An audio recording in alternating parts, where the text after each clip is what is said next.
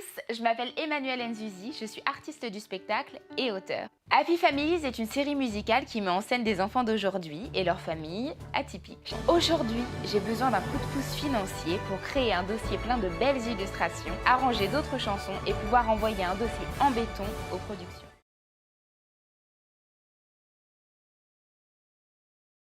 Alors, c'était il y a 1 an.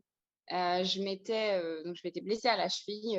Voilà, j'étais un peu, je savais pas trop, ce qui allait se passer, dans les mois, dans les années à venir. Je rentrais à Paris pour un week-end pour enregistrer un audiobook et en fait, je suis ressortie de cette séance et je me suis dit: «Bon, bah, il y a des gens qui arrivent à lancer des projets, qu'il y a des gens qui écrivent, qui lancent, des projets pour les enfants sous ce genre de format. Et je me suis dit: «Mais moi, j'avais cette idée, en fait, de livres inclusifs, sur ces thèmes-là, déjà depuis un moment. Et je me suis dit: «Mais OK, je vais le lancer». Donc j'ai commencé à en parler à Fanny, donc qui est ma partenaire.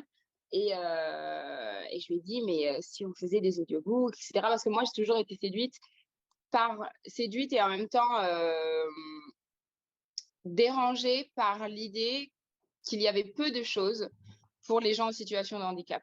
Ma meilleure amie était aveugle quand j'étais petite et j'étais scandalisée par le fait qu'il y ait si peu de livres, accessibles aux aveugles. On devait, tout le temps, lui lire des histoires. À l'école, c'était très compliqué, il y avait peu d'AVS, donc assistante, vie scolaire ou assistant vie scolaire. L'école pour elle, c'était un calvaire parce que ça allait beaucoup trop vite. Il y avait la moitié des manuels qui étaient traduits en braille et cetera. Et moi, ça m'énervait. Et petite, j'avais écrit au maire de la ville pour lui dire de faire quelque chose. Je me suis toujours dit: «Mais comment ces gens-là font pour être autonomes?» Parce que ça appelle un courage, dont ils ne devraient pas avoir besoin. Bah, en fait, il y avait plein de thèmes comme ça qui se bousculaient dans ma tête. Et au départ, ça partait d'une envie de faire un audiobook et puis après une appli avec des histoires, heu, pour, heu, pour inclure plein de gens. En fait, c'était ça l'idée. Donc de faire des histoires pour les gens qu'on voit pas, pour les gens, qui n'ont pas accès à et cetera. Et à ça, s'est rajouté, moi, mon constat, qui est que j'ai envie d'avoir des enfants. Et je me suis dit: «Mais qu'est-ce que je vais leur faire lire pour, enfin voilà, quand ils seront là, pour qu'ils se sentent, qu'ils se sentent normaux?» En fait, je me suis rendu compte que parce que moi, je suis en couple avec une femme. Et je me suis rendu compte qu'il y avait, pas grand-chose qui se distinguait, en fait, qui ne représentait pas la famille dans son sens, famille nucléaire. Donc il y a la famille nucléaire qui est composée de papa, maman et les enfants. Et puis il y a, toutes les autres familles dont on ne parle pas, qui ne sont pas représentées. Et moi, petite, bon, j'en ai pas particulièrement, j'en ai pas souffert, à proprement parler, mais c'est quelque chose que je constatais parce que moi, je viens de famille d'accueil. Et dans mon entourage, j'ai rencontré, plein d'enfants qui venaient de foyers, qui ont été adoptés et cetera. Et il y avait rien pour nous. Je me suis dit que si je pouvais, lancer quelque chose, lancer un projet, parce que de toute façon les projets ils partent tous de rien. Donc voilà, je me suis dit: «Mais vas-y et tu verras où ça te mène». Et là, je suis super heureuse, de l'avoir, déjà publié et qu'il y ait un petit engouement autour. Ça me donne beaucoup d'espoir.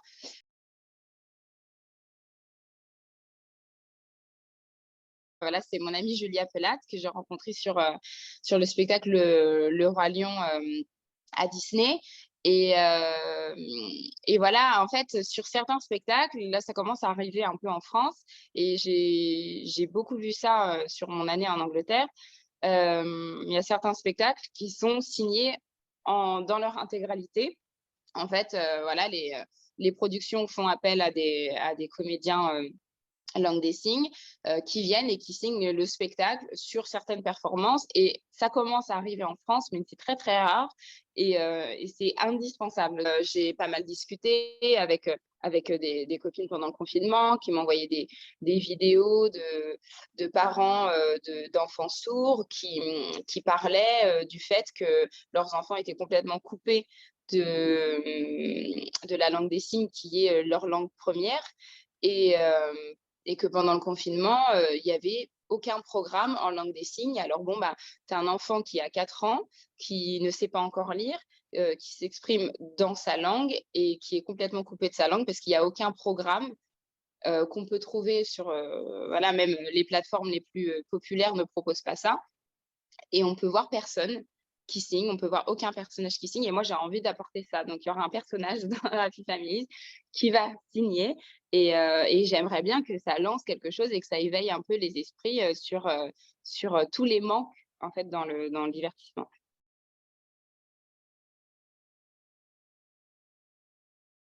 Exactement. Donc, là, évidemment, on a Colline qui a 2 papas. Donc, on est sur le thème de l'homoparentalité.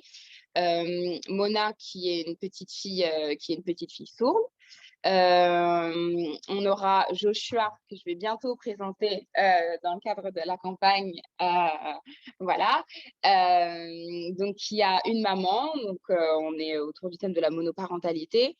Et voilà, il y a plein d'autres personnages que je présenterai plus tard évidemment, mais qui seront aussi issus voilà, de religions différentes, en fait, des religions qu'on ne voit pas, en tout cas à la télé, parce qu'elles sont là, de cultures différentes.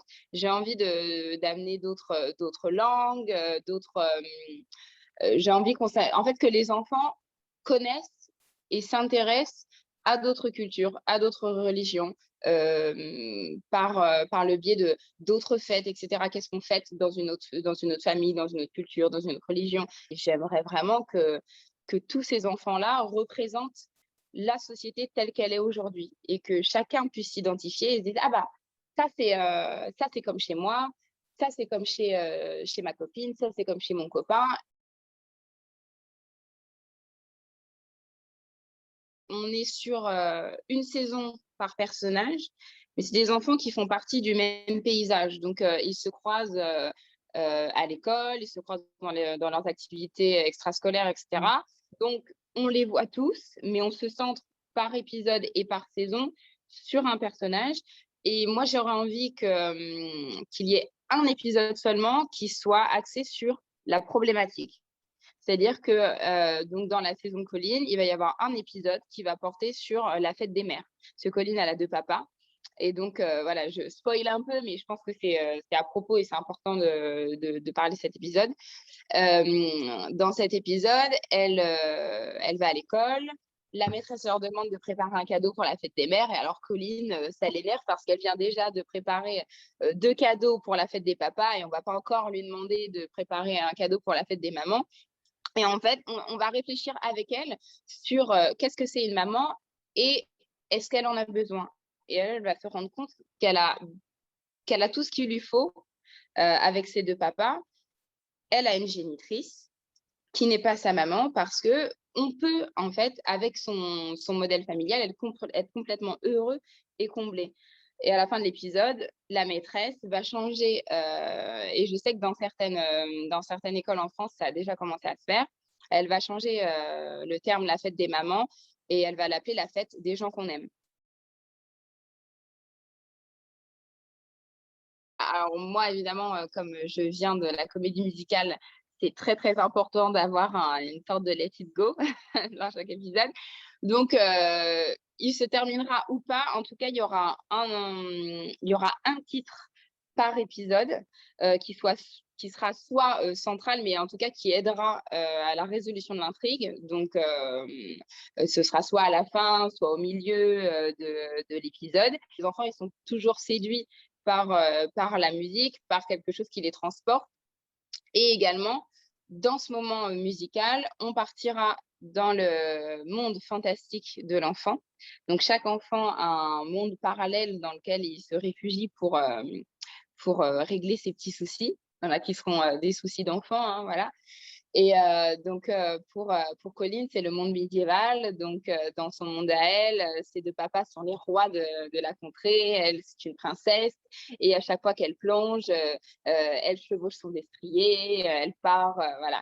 Donc parce que pour moi, c'est important et je pense que pour les productions aussi, ça le sera, de donner une dimension quand même très, très divertissante, très colorée. Évidemment, ça a une visée, quand même pédagogique parce que j'aimerais bien que certains épisodes soient des outils pour les parents et les enfants qui ont envie, voilà, que les enfants, ils voient le dessin animé et qu'ils comprennent des choses et qu'ils aient envie de chanter, de danser, de tournoyer. Alors ma team, donc déjà ma première coéquipière, c'est mon amoureuse Fanny Delègue, donc avec laquelle on a commencé vraiment à travailler sur le projet, à le penser. Donc c'est vraiment mon rock au niveau de ce projet. C'est elle qui compose et on parle énormément du projet dans le fond et la forme. Donc voilà. Ensuite, je travaille avec Maxime Rodriguez, que j'ai rencontré sur un autre projet qui s'appelle Sorcière, qui a beaucoup composé pour le patinage artistique, pour des spectacles comme Holiday on Ice, etc. Donc lui, au niveau des chansons grandioses, de la dimension comédie musicale, il est très très fort pour arranger les chansons. Donc lui, il va à partir d'un piano, il va nous sortir des pistes avec une centaine d'instruments différents et ça va donner corps et vie voilà, à un morceau. Donc, c'est génial. Sa partenaire également qui nous fait les voix, donc pour l'instant, elle est sur la voix de Colline, Ludivine Amado. Et je travaille avec Marlène Ranchon, alias Winnie Joe, qui nous fait les magnifiques illustrations. Et voilà, donc c'est une petite team comme ça que j'ai constituée, avec laquelle je suis très, très heureuse de travailler. Ils sont super cool. Ça travaille du feu de Dieu. C'est la première fois aussi que je suis chef de projet comme ça.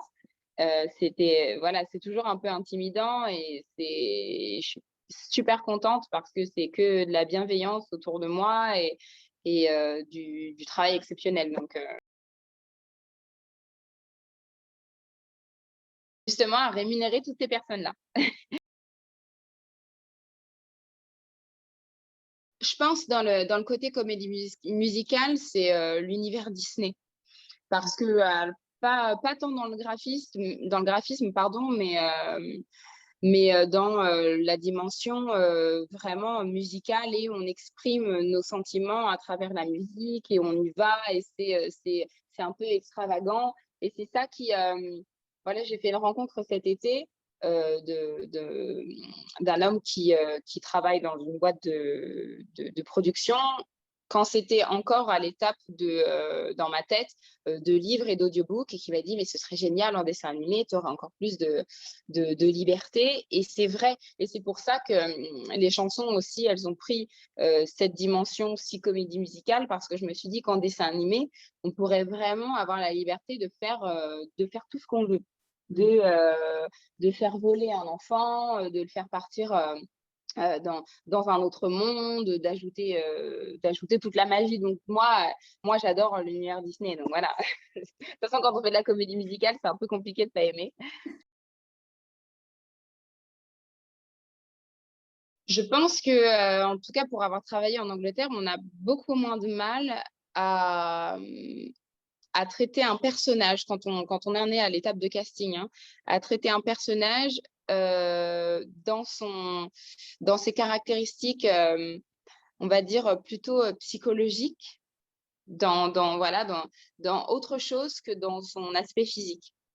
Parce que c'est arrivé souvent et des fois je me dis, mais quand même, c'est dingue qu'en France, dans des castings, pour des rôles qui vont être blondes, ou enfin voilà, on le voit je sais pas si c'est une comédie musicale qui est adaptée d'un film ou par exemple, on a vu un personnage à sa création et on l'a imaginé blonde parce que j'ai des exemples en tête. Et ben, on va caster que des blondes, on va convoquer que des blondes. Je ne veux pas faire une généralité parce que c'est pas tout le temps le cas Mais ça a été souvent le cas que certains directeurs de casting aient vraiment du mal à voir au-delà du physique tel qu'il est présenté au premier tour d'audition ou à l'envoi de candidature. Donc, j'ai l'impression que la donnée physique, elle est quand même très, très, très, très ancrée en France.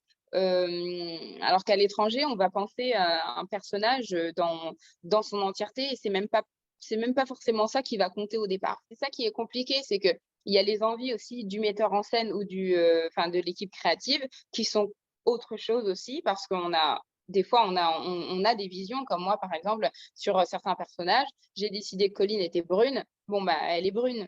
Voilà. Moi, j'en ai reparlé au metteur en scène parce que parce que la question, en fait, elle avait été abordée, mais plus dans le j'avais eu juste des sons de cloche, de certaines personnes qui avaient été, surprises, par ce choix parce que, voilà, ils étaient restés sur le fait que, ce spectacle-là était l'adaptation du film, alors qu'en fait, c'était un spectacle à partir d'un livret et que, c'était le choix du metteur en scène de m'avoir choisi moi et d'avoir constitué son cast tel qu'il était et je pense qu'il y avait pas de parti pris au niveau des couleurs de peau, et cetera. En fait, les seuls partis pris, c'était les genres, hein, parce que, ben, voilà, tel rôle était une fille, tel rôle était un garçon, voilà. Mais je pense enfin je pense, non, j'ai parlé avec le metteur en scène qui, lui, m'a dit qu'il nous avait choisis parce qu'il pensait sincèrement qu'on correspondait au rôle tel qu'il l'avait en tête Mmh. et tel que, voilà, on l'interprétait tel que lui, voulait qu'il soit interprété. Et donc ça a été vraiment, c'est pour ça que c'est pas toujours ce que je disais juste avant, c'est pas toujours le cas, parce que, voilà, il y a certaines personnes qui sont un petit peu dans leur truc par rapport à certains personnages. Mais, là, c'était vraiment, comment je pourrais dire? C'était, voilà, des «heureux hasards» entre guillemets, dans le sens où j'étais super contente de travailler avec quelqu'un qui avait une vision autre, du spectacle, qui n'avait pas envie de faire, l'adaptation d'un film, mais qui avait lu un livret et qui avait envie de traduire l'histoire telle que lui l'avait comprise et telle que lui voulait la présenter.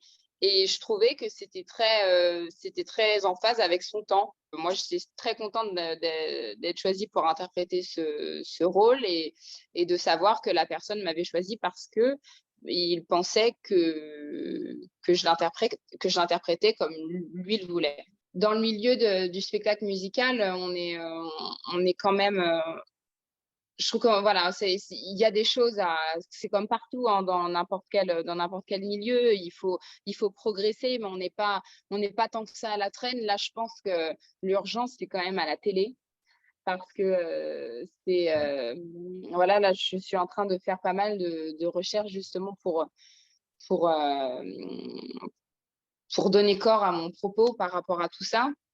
Et au hasard de mes recherches, j'ai trouvé pas mal de statistiques en fait du CSA, donc qui est le Conseil supérieur de l'audiovisuel, qui publie chaque année le baromètre de la diversité et qui a publié en tout cas pour l'année dernière des chiffres un peu alarmants. Et en fait, on voit qu'à la télévision, et on constate, parce que ce sont les chiffres, que la population telle qu'elle est montrée à la télévision reflète pas du tout la population telle qu'elle est décrite par l'INSEE. Donc, que la télé est est un miroir déformant de nos sociétés. Et ça, je trouve que c'est grave, parce que ça veut dire qu'on montre des choses à la télévision et on montre la société d'une certaine façon, et je n'arrive pas à comprendre pourquoi on continue à la montrer comme ça, parce que ça fait pas, en fait, c'est pour plaire à qui? J'ai pas encore trouvé la réponse. Bah, un de mes, voilà, de mes dream roles, ce serait Javert. Moi, j'adore cette littérature-là, j'adore ces héros, rongés par la passion, la haine et l'obsession, et cetera. J'adore ce type de de de héros complexes, qui sont attirés plupart qui ont tu vois, un némésis et qui sont obsédés par ça et leur mission dans l'œuvre, c'est voilà, c'est comme dans Harry Potter, hein, aucun des deux ne peut vivre tant que l'autre survit. Et ça me passionne en fait d'interpréter ce genre de personnage qui avait un petit peu, voilà, il y avait un petit peu de ça dans Rizzo, mais j'adore jouer les méchants et moi j'adorerais jouer Javert. Oui. Oui, c'est donc j normalement, voilà, si tout se passe bien, on devrait reprendre, donc les répétitions en juillet avec une reprise sur scène, Le Roi Lion à Mogador. Il y a également, Black Legend qui avait été prévu, pour, voilà, l'hiver dernier, donc qui est en stand-by et voilà, une reprise peut-être à un moment de L'Île au trésor. Donc voilà, tout ça, c'est tout est en stand-by comme n'importe quel artiste que voilà, que nous sommes, mais on garde, on garde l'espoir, on attend, patiemment, un peu moins patiemment, ces derniers temps parce que ça aussi, c'est très, très grave comme situation. Donc on va voir, hein, ce qui va se dire. En tout cas, moi, j'ai très envie de revenir sur scène